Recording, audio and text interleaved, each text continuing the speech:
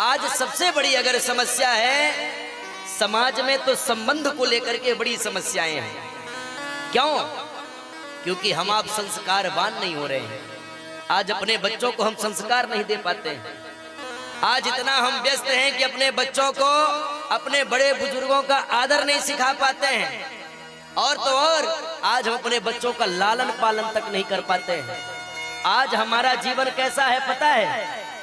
जब बच्चों के संस्कार के समय होते हैं, बच्चों के लालन पालन के समय होते हैं, आज की माताएं जो हैं बच्चों को मोबाइल पकड़ा देते हैं और बड़े चाव से बताती है, अरे महाराज जी मेरा बच्चा यूट्यूब चला लेता है।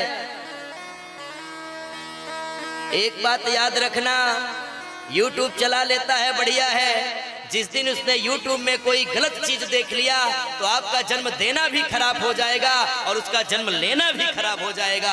आपका जन्म देना सार्थक नहीं रहेगा, उसका जन्म लेना सार्थक नहीं रह जाएगा। इसलिए बच्चों के लालन पालन के समय में महाराज, आज माता पिता को बच्चों के लालन पालन करने का समय नहीं है। थोड़ा सा रोया कि मोबाइल पकड़ा देते हैं। जबकि सत्य बात तो यह है कि हर एक बच्चे का ज्ञान चक्षु जो है वो KG 1 से ही जागृत हो जाना चाहिए, हर बच्चे का। अरे हम उस भूमि के हैं जहां संस्कार, जहां शिक्षा, जहां ज्ञान, जहां ऋषि मुनि संत सबका आदर सिखाया जाता है। वास्तव में हमारे भारत देश की जो शिक्षा व्यवस्था थी, मैकाले की शिक्षा पद्धति से पूर्व, मैकाले ने कहा था 1818 में संसद भवन में जाकर के कहा था इंग्लैंड में कि अगर भारत देश को कमजोर करना चाहते हो तो इनको शिक्षा से कमजोर कर दो, बाकी ये कमजोर होने वाले नहीं हैं।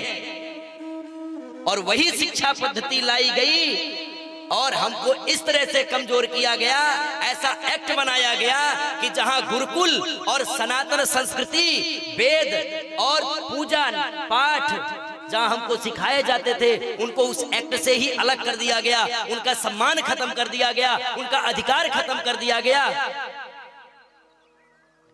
ऐसी स्थिति बनी है, बहुत खिलवाड़ हुआ है भारत देश की संस्कृति के साथ। मैं कह रहा था कि हर एक बच्चा, मुझे विश्वास है KG 1 का बच्चा जो होता है, KG 1 से ही लेकर के कक्षा 12वीं तक पहुंचते पहुंचते हर एक बच्चे का ज्ञान चक्षु खुल जाना चाहिए। लेकिन उसमें महती भूमिका हमारी होनी चाहिए। कभी बच्चों को जो है हरदम बच्चों पर एक दबाव बनाया जाता है, पढ़ो पढ़ो, और पढ़ लिख करके मैकाले की शिक्षा पद्धति के अनुसार किसी के नौकर बन जाओ। नौकर ही बनाना आज की शिक्षा का उद्देश्य रह गया, बाकी कोई उद्देश्य नहीं है।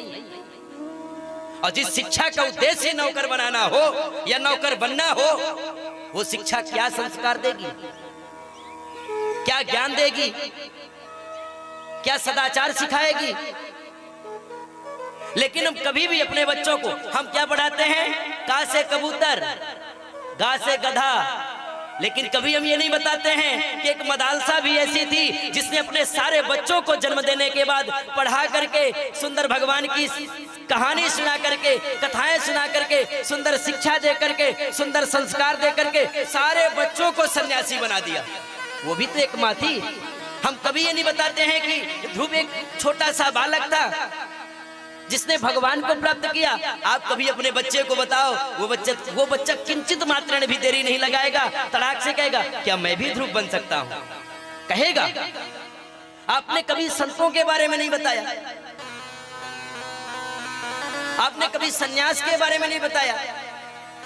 इसीलिए एक बात याद रखना, हर एक माँ के हाथ में बच्चे का पालन और पोषण और संस्कार होता है, क्योंकि पहली गुरु अगर कोई होती है तो माँ होती है।